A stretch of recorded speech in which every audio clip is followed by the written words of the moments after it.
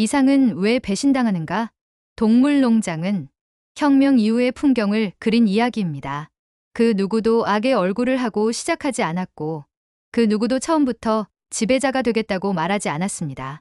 그러나 이야기가 끝날 무렵 동물들은 다시 굶주리고 있었고, 벽에 적힌 약속은 바뀌어 있었으며, 권력은 다시 인간의 얼굴을 하고 있었습니다.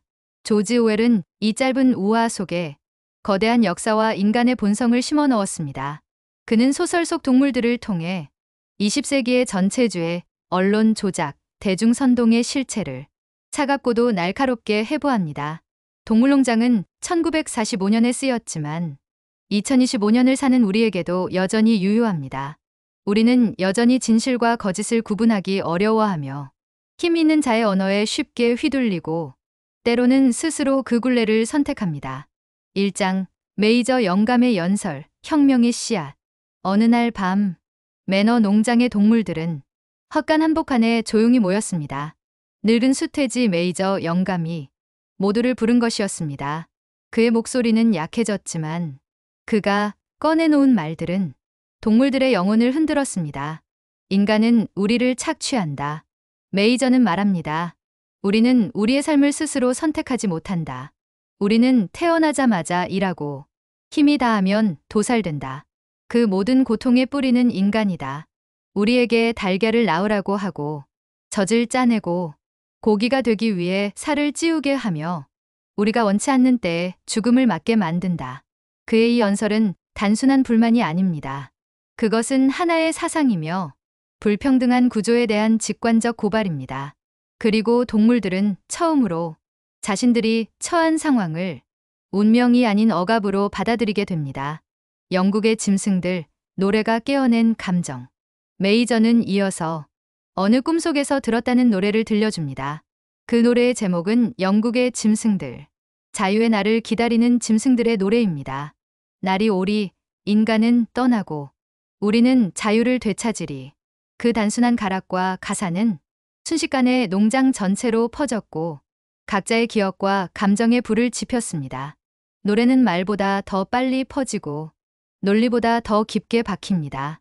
이 노래는 이후 동물농장의 국가처럼 불리며 혁명의 상징이 됩니다. 씨앗은 심어졌다. 메이저의 연설은 곧바로 혁명으로 이어지지는 않았습니다. 하지만 그날 밤 동물들의 가슴엔 한 번도 가져보지 못했던 감정이 자리 잡습니다. 그것은 내 삶이 이래도 되는 걸까? 라는 의심이었고, 우리가 힘을 합치면 바꿀 수 있지 않을까? 라는 가능성의 감각이었습니다. 혁명이란 거창한 이념이 아니라 삶에 대한 질문에서 시작됩니다. 메이저는 며칠 후 죽음을 맞이하지만 그의 말은 동물들의 귀에서 사라지지 않았습니다. 혁명은 말보다 오래 산다. 메이저가 세상을 떠난 후에도 동물들은 조용히 서로를 바라보며 그날 밤의 연설을 되새깁니다. 모든 거대한 변화는 언제나 작고 조용한 깨달음에서 시작됩니다. 동물농장에서 그 시작은 한 마리 늙은 돼지가 헛간에서 들려준 이야기였고 한 곡의 노래였습니다. 그리고 그날 혁명의 씨앗은 땅에 심어졌습니다. 2장 혁명의 성공, 농장을 되찾다. 혁명은 예고 없이 찾아왔습니다. 존스 씨는 점점 무책임해졌고 먹이는 줄었고 고통은 깊어졌습니다. 굶주림과 분노가 극에 달하던 어느 날 마침내 동물들은 울타리를 넘어 일어났습니다. 첫 봉기, 존스를 몰아내다. 존스 씨는 만취해 있었고 먹이 주는 시간은 이미 한참 지나 있었습니다. 배고픔은 자연스레 동물들을 들끓게 만들었고 창고의 곡물에 몰려든 그들은 관리인을 밀쳐내고 순식간에 농장을 장악했습니다. 아무도 명령을 내리지 않았고 아무도 계획하지 않았습니다. 하지만 그 순간 동물들은 하나가 되었고 존스 씨와 그의 사람들은 당황한 채 도망치고 말았습니다. 피 한 방울 없이 무기가 아닌 분노와 연대로 이루어진 첫 번째 승리. 그것이 바로 동물농장의 탄생이었습니다. 새로운 시대의 시작. 존스 씨가 쫓겨난 뒤 동물들은 자신들의 터전을 찬찬히 바라보았습니다. 이제 이곳은 진짜 우리의 것이다. 달장은 자유의 상징이 되었고 소 먹이는 구유는 평등의 자리로 바뀌었습니다. 그리고 새로운 규칙이 필요했습니다. 3마리 돼지, 스노우볼, 나폴레옹, 스킬러가 메이저 영감의 가르침을 바탕으로 동물주의라는 이념을 정리합니다. 그 핵심은 단순했습니다. 모든 동물은 평등하다. 인간은 적이다. 동물은 서로 해치지 않는다. 그리고 이것은 7개의 간단한 계명으로 바뀌어 헛간 벽에 커다랗게 쓰였습니다. 1. 어떤 인간도 친구가 아니다. 2. 동물은 동물을 죽여서는 안 된다. 3. 모든 동물은 평등하다. 후의 계명은 왜곡되기 시작합니다. 이 계명은 법이자 신념이 되었고 모든 동물들은 그것을 외우며 새로운 질서를 받아들였습니다. 혁명의 감격, 자유와 희망의 노래. 혁명이 성공한 직후 동물들은 전례 없이 들떴습니다. 매일의 노동은 계속되었지만 그 노동은 더 이상 인간의 것이 아닌 자기 자신의 몫이었습니다. 우리가 우리를 위해 일하고 있어. 그 자각은 짐승들의 등에 새 힘을 주었고 매일 아침 영국의 짐승들을 부르며 하루를 시작하는 일은 단순한 의식이 아닌 존엄의 회복이었습니다. 그날들 속에서 그들은 진정으로 행복했습니다. 거창한 이상은 없었어도 최소한 자기 삶의 주인은 이제 자신들이라고 믿을 수 있었기 때문입니다. 그러나 권력은 자라나고 있었다. 그러나 이 평등한 세상 한가운데 작은 균열이 조용히 생겨나고 있었습니다. 모두가 평등하다고는 했지만 어느새 돼지들이 글을 읽고 쓰고 말하고 결정하고 있었습니다. 일은 말 많은 동물들보다는 말 없이 움직이는 말과 소, 양이 담당했습니다. 스노우볼과 나폴레옹은 처음엔 함께였지만 의견 충돌이 잦아졌고 소소한 규칙들이 조금씩 수정되기 시작했습니다. 스킬러는 그건 다 너희를 위한 결정이야 라고 말했고 동물들은 고개를 끄덕였습니다. 왜냐하면 그들은 아직 다 믿고 있었기 때문입니다. 혁명은 성공했습니다. 존스는 사라졌고 자유는 도래했습니다. 그러나 진짜 변화는 가장 느린 속도로 가장 조용한 방식으로 무너지는 법입니다. 3장 권력의 탄생, 나폴레옹과 스노우볼. 혁명 이후 농장은 분주했지만 활기찼습니다. 모든 동물은 똑같이 일했고 똑같이 조금밖에 받지 못했지만 이제 우리는 자유다라는 믿음 하나로 버텼습니다. 하지만 그 믿음 위에서 조용히 자라고 있는 2개의 그림자가 있었습니다. 하나는 이상주의자 스노우볼, 다른 하나는 권력 중심주의자 나폴레옹. 스노우볼, 이상과 개혁의 상징. 스노우볼은 똑똑하고 열정적이며 늘 더 나은 농장을 만들기 위해 고민했습니다. 그는 문맹 퇴치 운동을 벌였고 동물들에게 알파벳과 숫자를 가르치려 애썼습니다. 그는 꿈을 꾸었습니다. 바람개비를 세워서 전기를 만들자. 그러면 동물들이 밤에도 불을 켜고 겨울에는 따뜻하게 지낼 수 있을 거야. 하지만 그 정성과 노력은 너무 이르고 너무 순진한 꿈이었는지도 모릅니다. 나폴레옹, 조용히 권력을 쌓는 자. 나폴레옹은 스노우볼보다 말이 적었습니다. 그는 토론보다 관찰을 택했고 당장의 감동보다 천천히 지배할 기회를 기다렸습니다. 그는 어느 날 조용히 자라나는 강아지들을 데려갑니다. 그리고 아무도 모르는 곳에서 그들을 자신의 사병으로 훈련시킵니다. 말없이 조용히 나폴레옹은 군사력과 정보력을 손에 넣습니다. 그에게 혁명은 공동체의 변화가 아닌 지배 구조의 교체였습니다. 인간 대신 돼지가 존스 대신 나폴레옹이 농장을 통치하는 구조 말입니다. 바람개비 논쟁, 결렬의 순간. 스노우볼은 바람개비를 통해 미래를 꿈꾸었고 나폴레옹은 그 계획을 처음엔 반대합니다. 동물들은 전기보다 먹이가 필요하다. 그는 그렇게 말했지만 사실은 스노우볼의 영향력을 차단하고자 했던 것입니다. 드디어 회의 날 동물들이 스노우볼의 계획에 박수를 보내던 그 순간 사건이 벌어집니다. 나폴레옹이 비밀리에 길러낸 개 6마리가 스노우볼을 공격하고 그는 가까스로 도망칩니다. 권력의 구조화, 두려움과 침묵. 스노우볼이 떠난 뒤 나폴레옹은 모든 회의를 없애고 위원회 중심의 통치를 선언합니다. 토론은 비효율적이다. 우리는 강력한 리더가 필요하다. 그의 목소리는 단호했고 스킬러는 곧바로 말의 허울을 포장합니다. 나폴레옹은 여러분을 사랑합니다. 그는 더 이상 말이 아닌 행동으로 보여드릴 것입니다. 동물들은 멍하니 듣고 있었고 그 순간부터 농장에는 회의가 아닌 명령이 존재하게 됩니다. 그리고 놀랍게도 며칠 후 나폴레옹은 바람개비 건설을 지시합니다. 스노우볼의 계획을 빼앗고 그 영광은 온전히 자신의 것으로 만들려는 것이었습니다. 언어와 진실의 왜곡. 스킬러는 매일 동물들에게 말합니다. 스노우볼은 배신자입니다. 그는 원래부터 인간의 첩자였습니다. 그 말은 거짓이었지만 너무 자주 반복되었기 때문에 동물들은 혼란을 느끼고 이제는 무엇이 진실인지 스스로도 모르겠다고 생각하기 시작합니다. 진실은 권력의 입에서 흘러나오는 대로 만들어졌고 그것에 의문을 갖는 것은 농장의 적이 되는 길이었습니다. 이제 동물농장은 바뀌었습니다. 모두를 위한 농장에서 한 명을 위한 농장으로 스노우볼은 사라졌고 나폴레옹은 말 없이 웃고 있었습니다. 그의 주변엔 개들이 지키고 있었고 헛간의 벽엔 조용히 무서운 문장 하나가 다시 쓰여지고 있었습니다. 모든 동물은 평등하다. 그러나 어떤 동물은 더 평등하다. 사장, 진실의 조작, 언어, 역사, 기억의 왜곡. 거짓말이란 반복될수록 믿음을 얻고 기억이란 의심보다 먼저 사라진다. 이 말처럼 동물농장은 이제 진실을 말하는 곳이 아니라 진실을 만드는 곳이 되어갑니다. 그 중심에는 스킬러라는 이름의 돼지가 있었습니다. 스킬러, 언어를 지배하는 권력자. 스킬러는 뛰어난 화술가였습니다.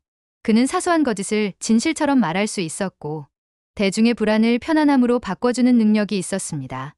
그가 등장하면 동물들은 더 이상 이성적 판단을 하지 않았습니다. 그저 안도했고 믿어도 되는 것 같다는 분위기에 취했습니다. 스킬러는 종종 이 말을 사용했습니다. 여러분은 그걸 이해하기엔 너무 힘든 위치에 있습니다. 나폴레옹 동무는 여러분을 위해 더 나은 결정을 하고 있는 중입니다. 역사는 다시 쓰인다. 스노우볼은 혁명 초기의 영웅이었다. 동물들은 그렇게 기억하고 있었지만 어느 날부터 퀼러는 이렇게 말합니다. 스노우볼은 처음부터 인간의 첩자였습니다. 그가 쌓은 소몰이 전투는 철저히 연출된 것이었죠. 그 말은 터무니없었습니다. 하지만 며칠 후 헛간 벽에 붙은 기록들에도 그렇게 적혀 있었고 동물들은 점차 스스로에게 질문을 던지기 시작합니다. 내가 기억을 잘못한 걸까? 그때 정말 스노우볼이 앞장섰던 게 맞나? 바람개비는 누구의 것인가? 스노우볼이 설계한 바람개비는 결국 나폴레옹의 업적이 되었습니다. 퀼러는 반복합니다. 스노우볼은 처음부터 그 바람개비에 반대했어요. 나폴레옹 동무는 그걸 감수하며 여러분을 위해 추진한 겁니다. 심지어 바람개비가 부서졌을 때도 그건 스노우볼의 방해 공작이라며 또 다른 공포의 대상이 만들어졌습니다.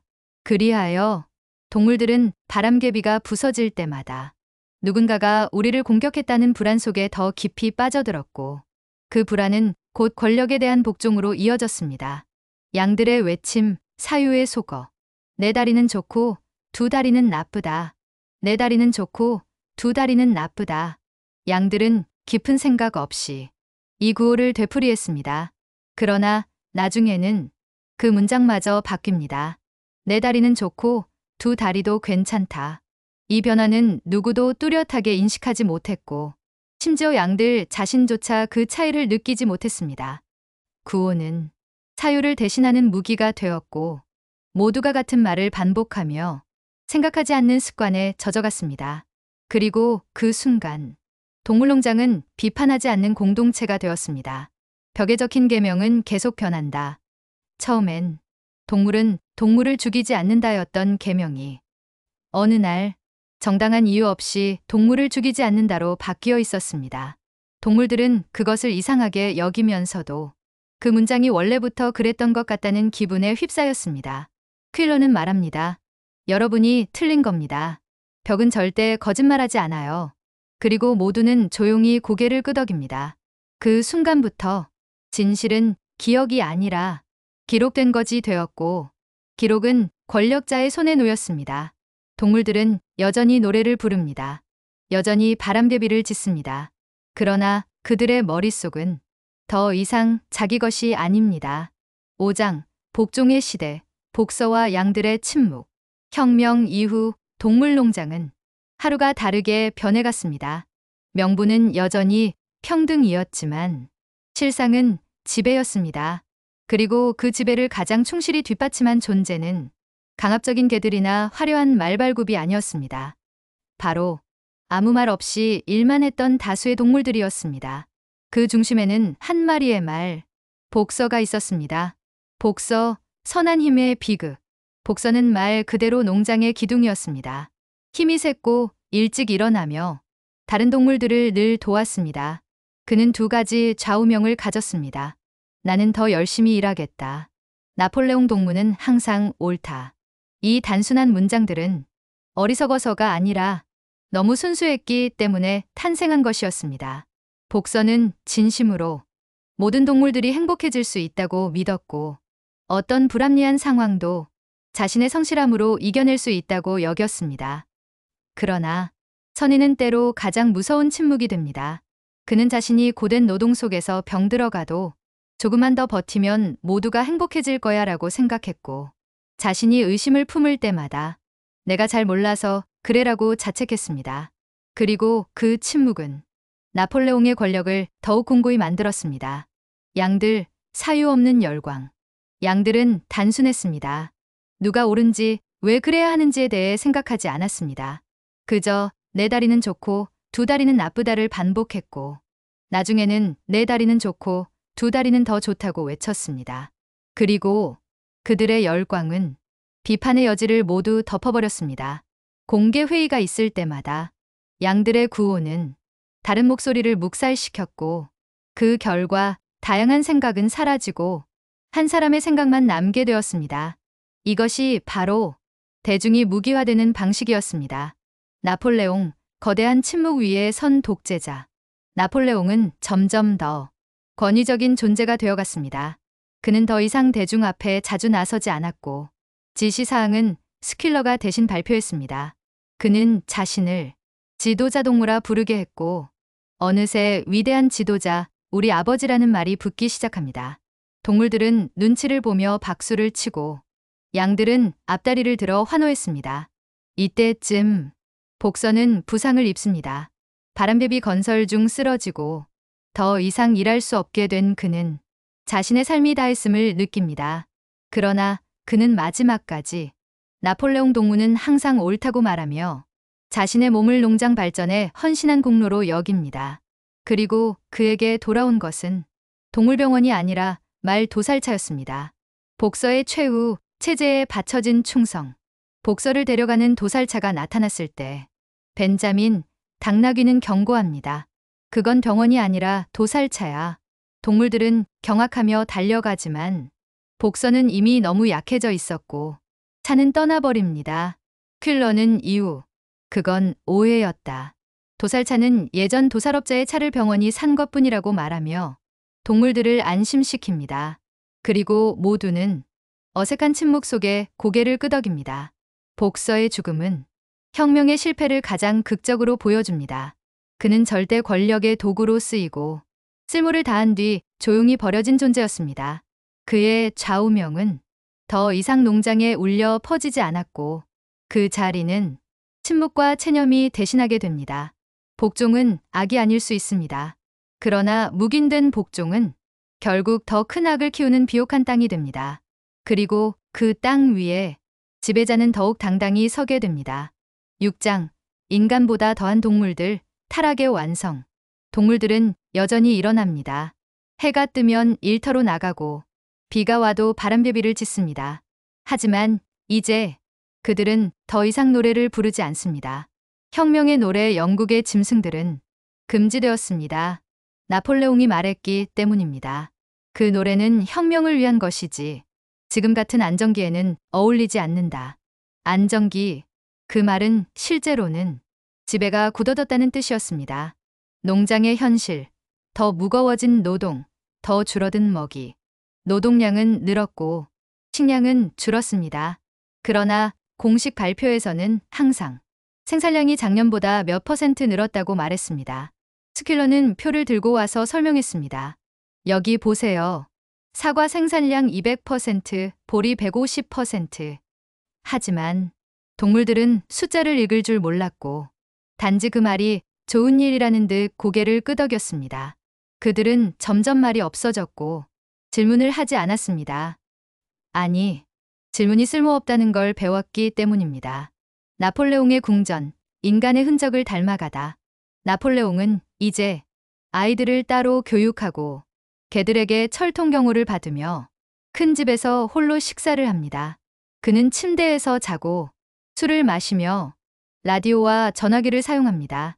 그리고 무엇보다 사람들과 거래를 하기 시작합니다. 인간은 동물의 적이었으나 이제는 거래 파트너로 바뀝니다. 나폴레옹은 말합니다. 우리는 과거의 이상에 집착하지 않는다. 진리를 추구해야 한다. 그의 입은 더 이상 동물의 입이 아니었습니다. 처형과 공포, 공적 숙청의 시대. 어느 날 나폴레옹은 갑자기 말합니다. 농장에 반역자가 있다. 그리고 자신에게 불만을 품은 닭들, 속으로 스노우볼을 그리워한 양들을 공개 처형합니다. 처형당하는 동물들은 나는 죄를 지었다고 외치며 잦은 고백을 합니다. 그 고백은 진실이 아니었습니다. 두려움과 조작의 결과였습니다. 그날 이후 농장은 조용해졌습니다. 모두가 말조차 줄였고 서로의 눈을 피했습니다. 공포는 가장 확실한 통치였습니다. 벽에 적힌 마지막 계명. 시간이 흐르면서 동물들은 더 이상 모든 계명을 외우지 못하게 됩니다. 그러던 어느 날 누군가 헛간 벽을 바라보며 중얼거립니다. 저 문장이 원래 저랬나? 거기엔 이렇게 적혀 있었습니다. 모든 동물은 평등하다. 그러나 어떤 동물은 더 평등하다. 그 순간 동물들은 아무 말도 하지 않았습니다. 바뀐 문장을 지워야 한다는 생각조차 머릿속에 떠오르지 않았기 때문입니다.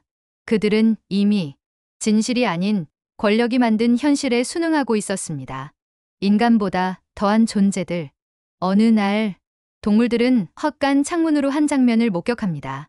돼지들과 인간들이 함께 식사하고 있었습니다.